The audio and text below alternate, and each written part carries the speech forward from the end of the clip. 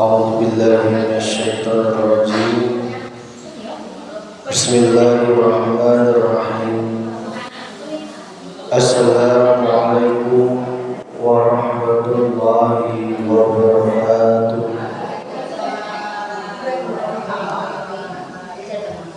إلى حضرة النبي المصطفى رسول الله محمد صلى الله عليه وسلم وعلى آله وأولاده وذريته وصحابته والتابعين تابعين الصالحين والعلماء والولي الله شيخ عبد القادر الجيلاني وإلى روحي المرحوم Baki Haji Gandrung dan Rasul Sastra wa ila ruhi al-marhum Bapak Ustadz Iwan Hadis dan Pintar Mukarya wa ila arwahi jami ahlul kubur minal muslimina wal muslimat wal mu'minina wal mu'minat khususan fi Korea Desa Benar Dusun Sinarjaya. Allahumma gfir lahum warhamhum wa'afihi wa'afahum. Al-Fatihah.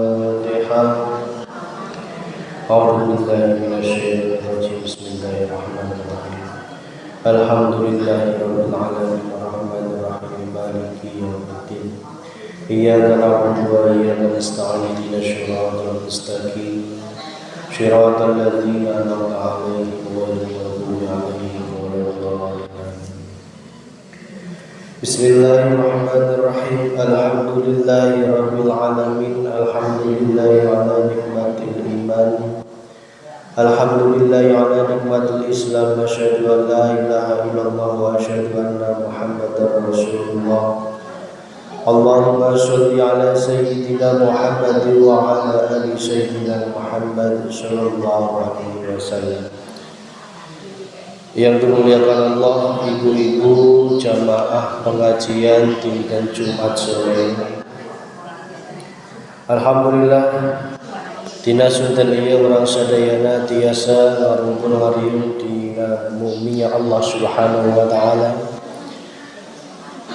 Ya alhamdulillah kita semuanya diberikan kesehatan, diberikan kesadaran oleh Allah untuk terus senantiasa zikrullah, zikir kepada Allah dengan thalabul ilmi, mencari ilmu yang semoga dengan ilmu yang dipancarkan oleh Allah senantiasa membawa cahaya yang terang benderang di dalam hati kita. Amin ya rabbal alamin. Sholawat serta salam semoga tercurahkan ke junjungan Nabi Agung Muhammad sallallahu alaihi wasallam, keluargana, para sahabatna, para tabi'ina tabi'ina sholihin, lumabarna ke urang sadayana. Semoga urang sadayana menang syafaat fid dunya wal akhirah. Amin ya rabbal alamin. Pada kesempatan sore ini kita masuk ke dalam pasal yang ke-29 dari 117 pasal. Pada kesempatan sore ini kita sudah sampai ke pasal 29 yang berjudul Hanya kepada Allah amal ditujukan. Hanya kepada Allah amal ditujukan. Sundana kumaha eta? Hanya kepada Allah amal ditujukan. Sundana kumaha eta? Bahasa Sundana kumaha? Hanya kepada Allah amal ditujukan itu Sundana kumaha?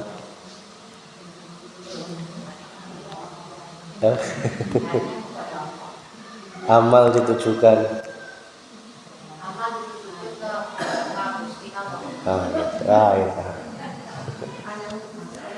Bismillahirrahmanirrahim. La tarhala min qauni ila qaunin fatakuna kahimar riha yakhsiru wal makanul ladzi irtahala ilaihi wal ladzi irtahala minhu walakin irhal min aqwan minal muqawwini wa anna ila rabbikal muntaha.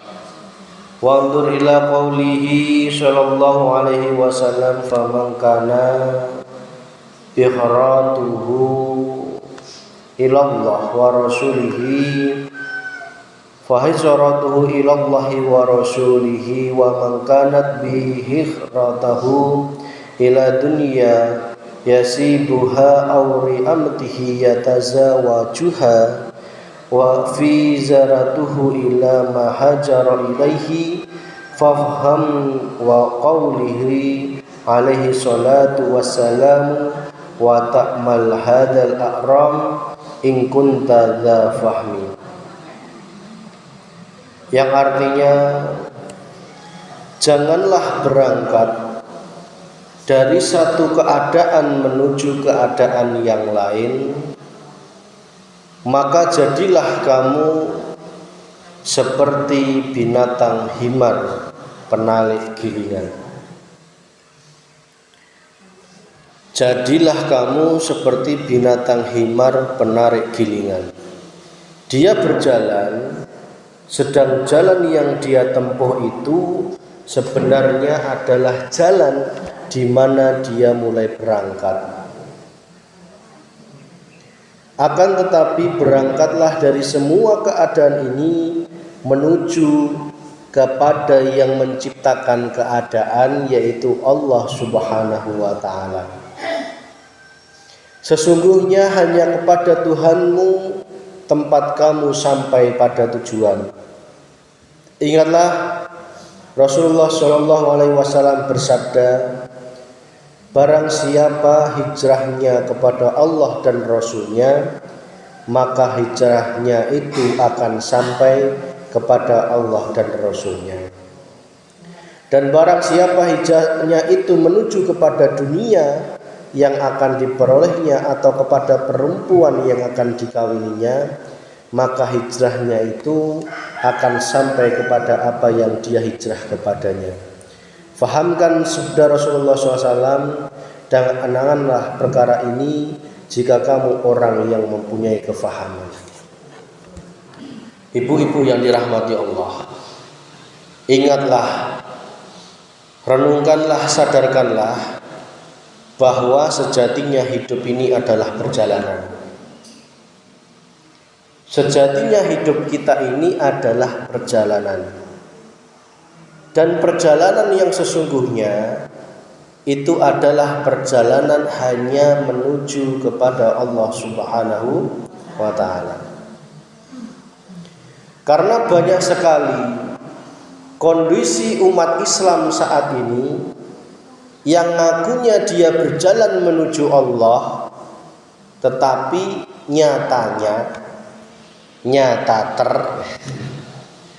itu hanya muter-muter saja.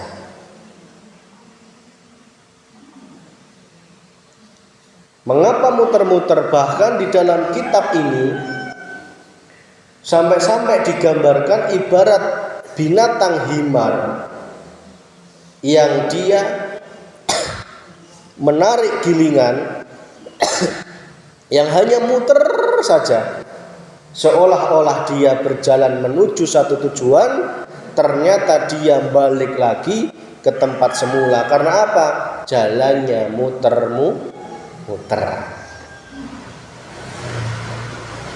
Padahal kehidupan kita di dunia ini harus berjalan lurus, jalan yang hanya menyembah Allah Subhanahu wa ta'ala. Jangan sampai kita semua tergolong seperti kedai. Himar itu keledai kecil yang dia dicancang lehernya, disuruh muterin gilingan, sehingga dia hanya muter terus. Karena apa? Untuk muterin gilingan itu.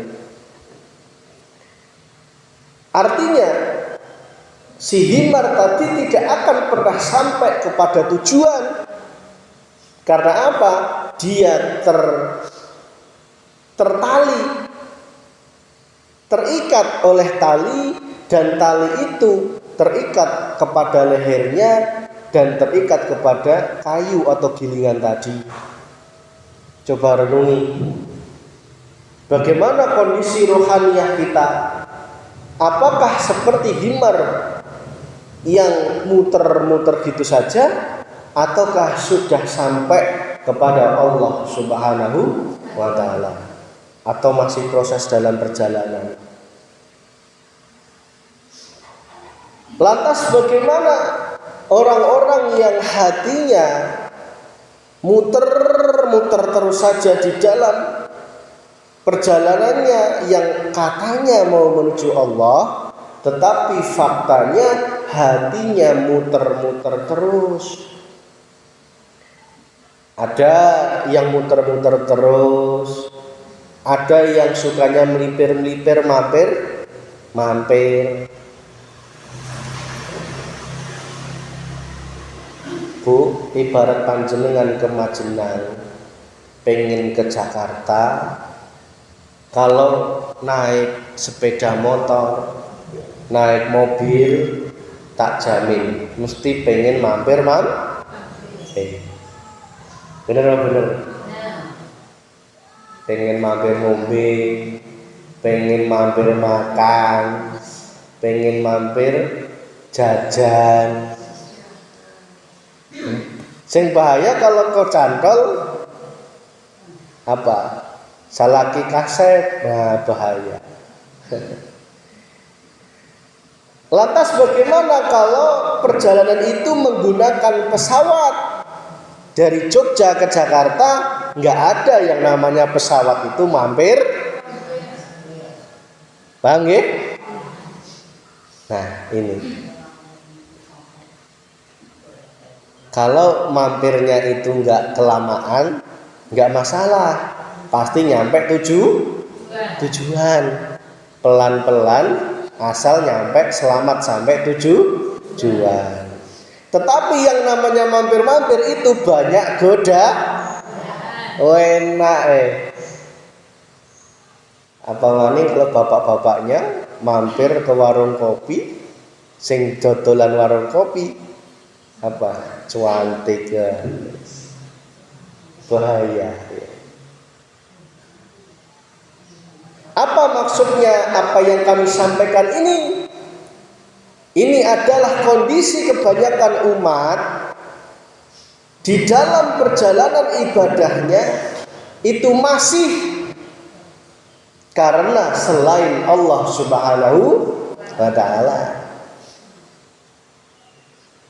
Padahal jelas wa ma khalaqtul jinna wal insa illa liya'budun, kecuali hanya menyembah, menghadap rohaniyah kepada Allah Subhanahu.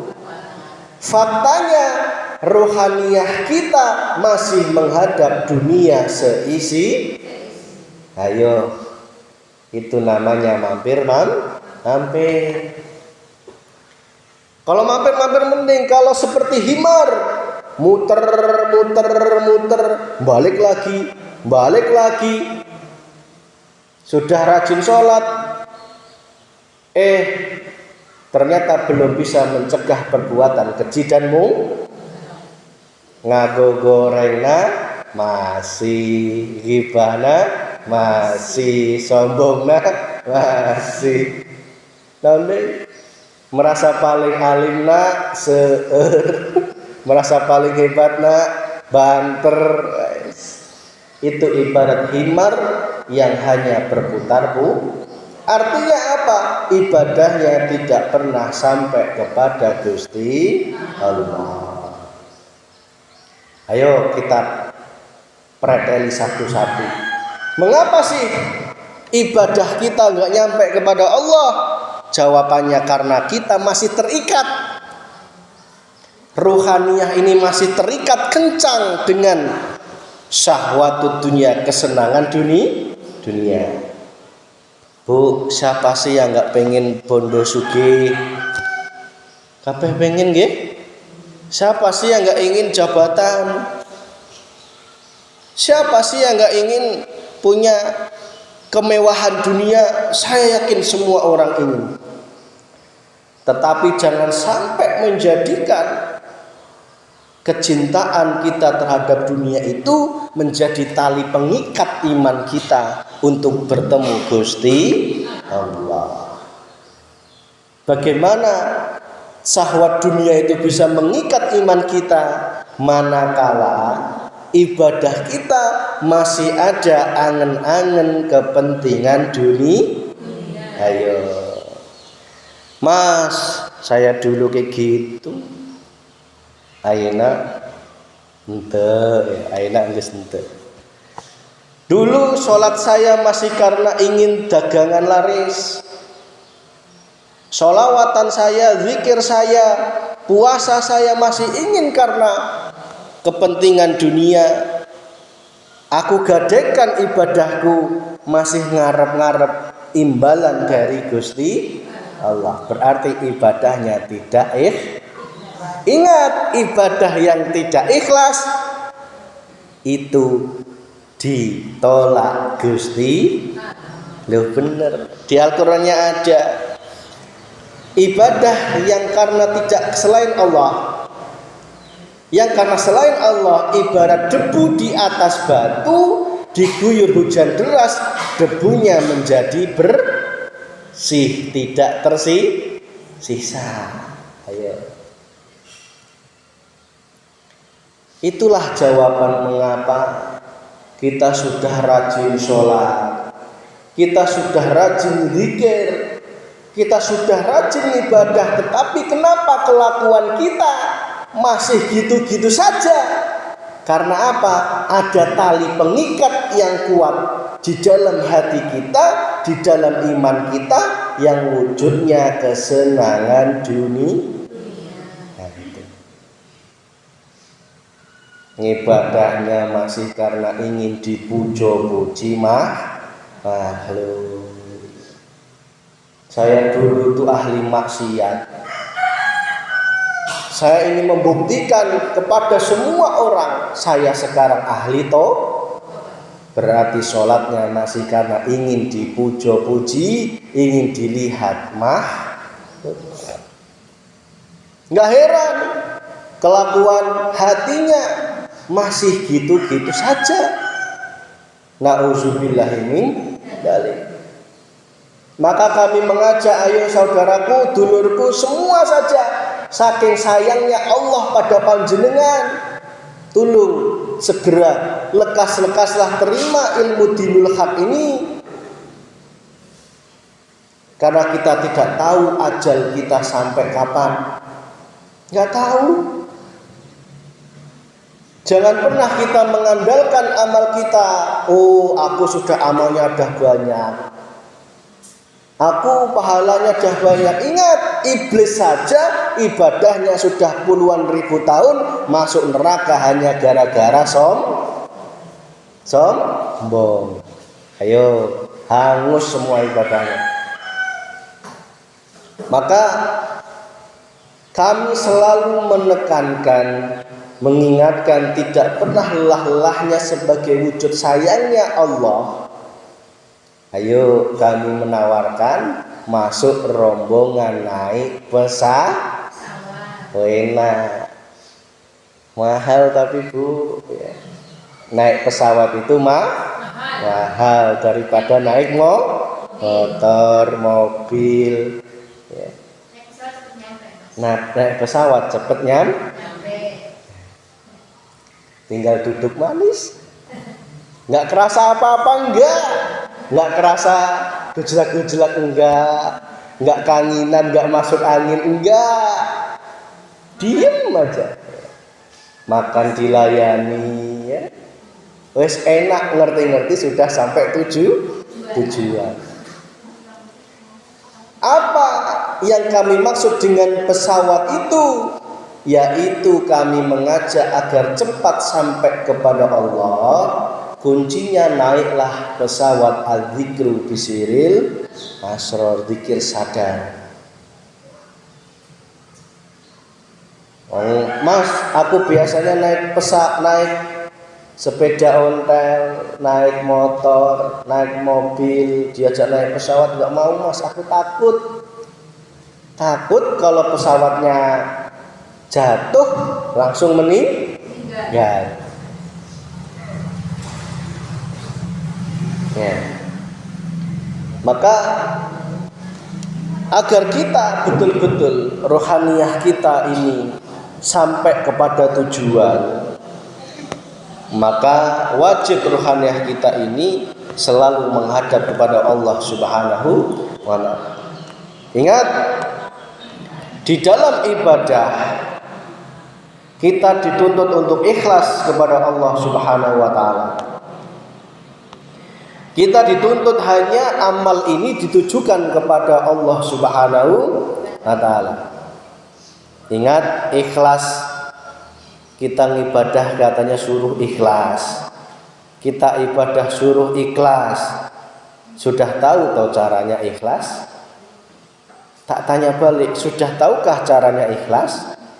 Sudah tahukah apa yang dimaksud dengan ikhlas? Sudah mengertikah apa tingkatan-tingkatan ikhlas? Maka pada kesempatan sore ini kita bahas, Bu, yang namanya ikhlas itu di dalam syariat itu kita rela. Ya. Di dalam thariqah kita itu sudah enggak mengharapkan imbalan. Di dalam hakikat kita sudah enggak mengakui kita yang berbuat. Di dalam makrifat kita menyatakan semua hanya Allah Subhanahu. Yuk, coba tingkatan ikhlas kita sampai mana? Karena banyak orang yang ibadah belum tergolong ikhlas. Karena apa? Karena masih ada tendensi kepentingan selain Allah.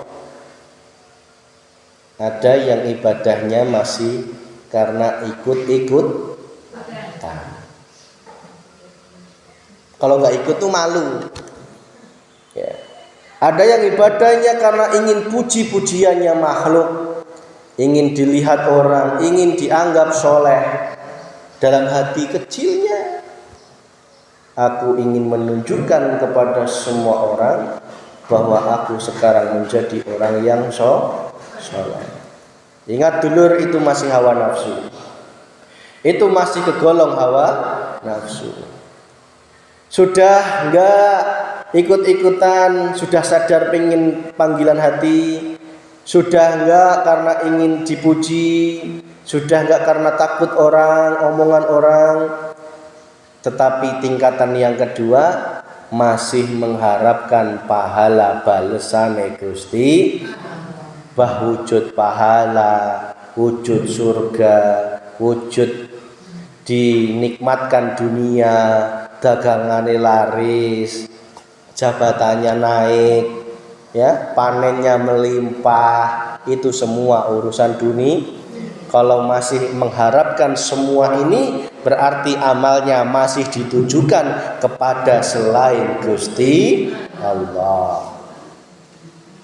Berarti amalnya belum ikhlas, amalnya belum murni. Tapi enggak apa-apa, semua itu adalah perjalanan proses. Yang namanya wong mampir-mampir itu wajar. Sehingga wajar mampire aku tak mampir ngopi di situ dinteni sampai malam kok belum pulang-pulang, itu sudah tidak wajar. Kalau jenengan dulu ngibadahnya masih karena ingin dunia laris, lancar laris, selamat barokah, enggak apa-apa. Cuman jangan kelamaan pengen di dunia itu. Hatimu kudu naikkan. Amal ibadahmu harus melepas semua kepentingan-kepentingan selain Allah. Pengen bondo sugih, dagangan laris, selamat, lancar, barokah, semua lepaskan. Wes aku ngibadah betul-betul tidak mengharapkan imbalan dari Gusti Allah. Bu, mau mengharap imbalan gimana? Wong sejatinya ibadah yang kita lakukan itu sing gerakkan siapa? Sing ngobahkan saha? Nunguasai numerek saha? Gusti. Kalau itu bukan kamu yang melakukan, pantes toh jenengan minta upah. Ayo jawab. Nek ibu-ibu disuruh embret kok minta upah, wajar. Tetapi jika ibadah itu sejatinya pemberian Allah, digerakkan Allah, kok jenengan masih minta imbalan? Apakah itu pantas di mata Allah? Coba renungi.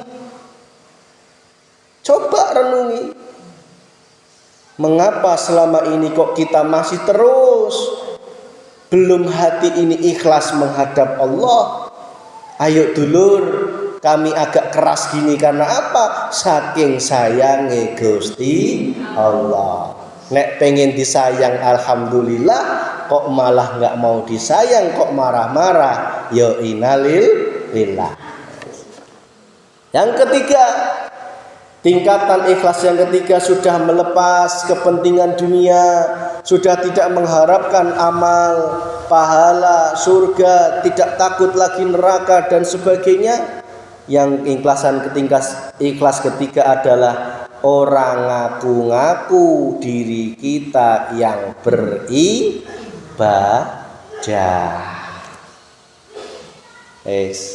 Ini yang berat. Jangan pernah mengaku-ngaku. Kok aku sekarang ngerasa yang pengajian, aku sekarang ngerasa yang ceramah, aku sekarang ngerasa yang sodako. Dulur, hilangkan pengakuan itu. Karena apa? Pengakuan diri itu adalah nafsu. Nafsu itu nun faksin, yang artinya diri. Apa artinya diri? Diri itu adalah pengakuan bahwa kita yang hidup, kita yang bisa, kita yang punya, dan kita yang bisa segala-galanya. Na'udzubillahi min itu.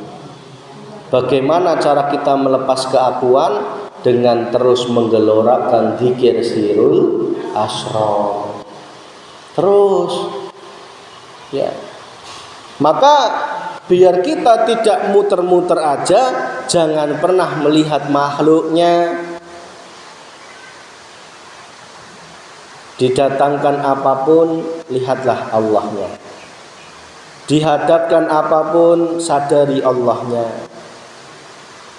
Ditempatkan apapun, sawangan Allahnya. Wah, enak enggak enak menurut jasmaniah, hatimu kalau sudah melihat Allahnya, insya Allah hatinya menjadi ikhlas, bersyukur dan sabar. Meskipun sekarang diturunkan hujan, tolong jangan pernah hatimu melihat hujannya, lihatlah hidupnya Allah yang menguasai di dalam hujan dan di luar hujan. Mas, aku lupa tadi nggak bawa payung. Itu nanti nafsu membisiki, memberikan takut. Ilok dingin kehujanan, lebus, basah kuyup ya. Ilok dintek meriang ya. Enggak pilek batuk, Bu. Kekhawatiran tentang sesuatu yang belum terjadi itu merupakan kebodohan iman. Sekali lagi mohon maaf, tak ulang ya. Kekhawatiran terhadap sesuatu yang belum terjadi itu merupakan tanda kebodohan iman. Iman yang sudah cerdas, iman yang sudah hak, tidak pernah memikirkan apa yang akan terjadi. Yang dia pikirkan adalah hidupnya Gusti Allah. Kok nanti Allah menjalankan kita kehujanan, alhamdulillah, siap. Karena sakit itu nggak mesti harus karena hujan, nggak mesti. Kata siapa? Kok nanti kita diperjalankan terang? Ya alhamdulillah. Tidak pernah hati ini berpikir-pikir, menerka-nerka. Enggak. Ya. Yang ada adalah istiqomah, tumakninah dan khona. Istiqomah ajak hatinya nyawang Gusti Allah. Ya. Khona'ah artinya menerima setiap keadaan yang diberikan oleh Gusti.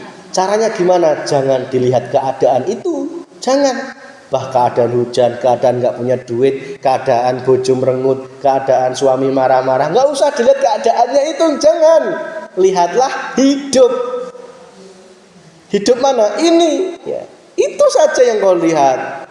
Arab suami marah-marah, mengeluarkan kata kotor, hatimu harus terus nyawang sing gerakkan Gusti Allah. Sehingga hatimu tidak melihat keadaan yang wujudnya makhluk, tetapi hati kita sibuk zikrullah, zikron kasiran. Di dalam hati kita selalu menyatakan semua itu adalah hidupnya Gusti Allah. Setiap orang bila menjalankan suatu amal dituntut supaya ikhlas. Tadi yang keempat adalah ikhlas itu yang ada dalam hatinya hanya Allah. Sadar kita ibadah sing nanamken niat ibadah sapa? Gusti Allah. Bu, ibu-ibu dalam hati gretek, ayak suara pepujian, hayang siap-siap sing mau ngomong dalam hati jenengan itu wujud iradah keinginane Gusti Allah. Terus yang lempangkan ka dia, lamun Allah menguasai seluruh sistem organ kita dan ruh kita dan seluruh alam semesta ini, enggak mungkin kita bisa sampai sini, enggak mungkin. Terlalu sombong bagi orang yang mengatakan aku bisa, itu terlalu sombong. Nauzubillahi min dzalik. Ya. Yang mendengarkan, yang mengucapkan, yang bersuara, yang kita dengarkan itu semua adalah permainan, kekuasaan dan sifat kemuliaan Gusti Allah.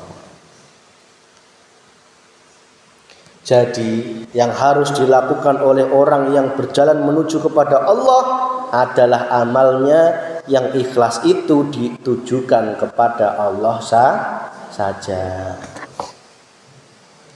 Kenapa sih kok kita ini amalnya masih karena ingin sugih, ingin besok anaknya tesnya lulus, ingin karena panennya lancar? Kenapa sih? Karena dalam hati kita masih ada ketakutan. Bener nopo bener? Karena takut kita pengen nyogok Gusti Allah. Gusti Allah tak wacake kul huwallahu ping 1000 ben keinginanku dikabulkan. Gusti Allah tak wacake sholawat ping 10.000 dirayu Gusti Allah. Ingat, Allah itu tidak bisa terpengaruh oleh apapun dan siapapun. Ingat Bu, sebelum kita lahir, Allah sudah menetapkan 4 hal. 1, ajal. Kapan kita akan dicabut nyawanya oleh Gusti? Dengan cara sakit atau dengan cara apa? Waktunya di mana, tempatnya di mana? Itu sudah ditetapkan oleh Allah. Siap nggak siap? Kita harus siap. Biar siap, zikir sirul asrar. Itu. Siap nggak siap, kita harus siap. Biar siap zikir sirul asrar, melepaskan nafsu dalam diri kita, melepaskan kecintaan terhadap dunia, pengakuan diri dilepaskan, hatimu hanya mantap Gusti Allah. Itu. Yang kedua, Allah sudah menetapkan rezeki.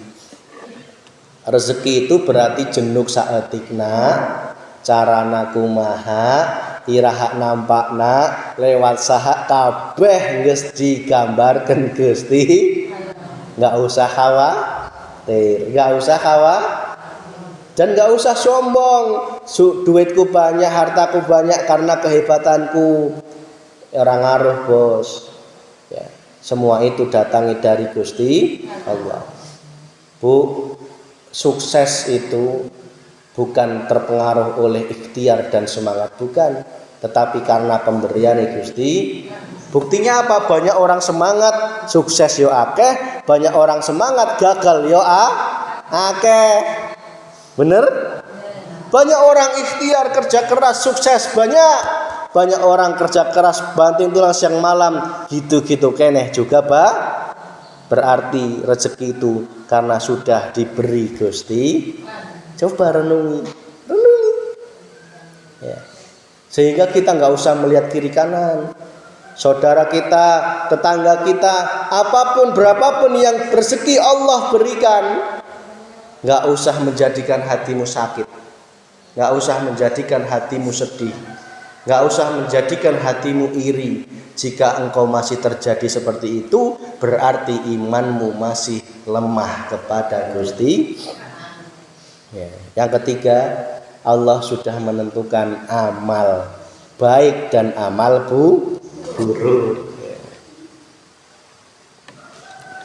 Ibu-ibu datang pengajian itu amal baik, sudah ditetapkan Gusti.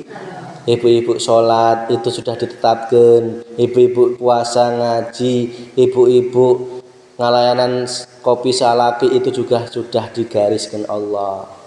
Sudah. Mohon maaf, amal buruk juga.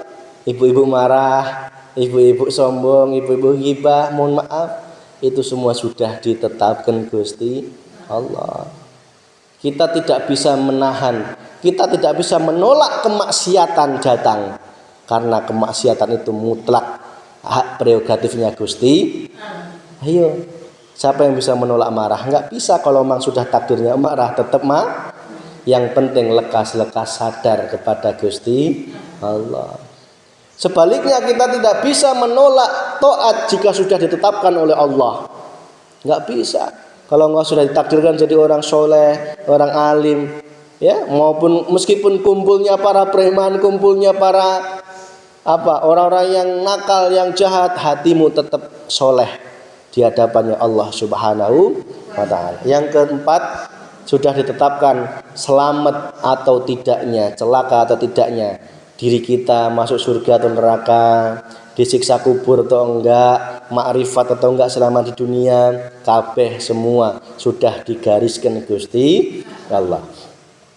Kalau digariskan menjadi orang ahli makrifat, pasti ada tanda-tandanya. Tanda yang pertama, menerima ilmu dinul haq yang sudah dipancarkan oleh Gusti.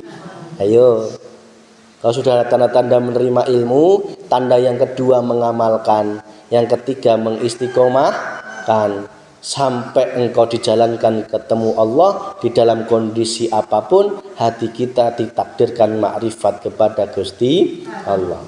Kalau ilmu saja belum diberikan, jangan harapkan hatimu nyampe kepada Allah. Karena apa? Itu tanda-tanda yang diberikan oleh Gusti Allah. Ya, itu Bu, sebagai kesimpulan, dan bahwasanya kepada Tuhanmu lah sesudah segala sesuatu, hanya kepada Allah, ya, hanya kepada Allah Subhanahu wa ta'ala. Itu apa yang dapat kami sampaikan. Mohon maaf ya, tidak lama karena suasana udah mendung ya. Ibu-ibu mungkin harus istirahat, saya juga belum istirahat. Tadi waktu WA saya masih di Cilacap ya. Baru aja nyampe rumah. Alhamdulillah masih bisa ketemu, masih bisa di sini. Sekarang kita istirahat, kita kembali, kita mengamalkan apa yang telah diberikan oleh Allah Subhanahu wa ta'ala. Ingat, hatimu hanya untuk Allah Subhanahu wa ta'ala. Demikian, Rabbana atina fid dunya hasanah wa fil akhirati hasanah wa qina adzabannar. Alhamdulillahirabbil alamin.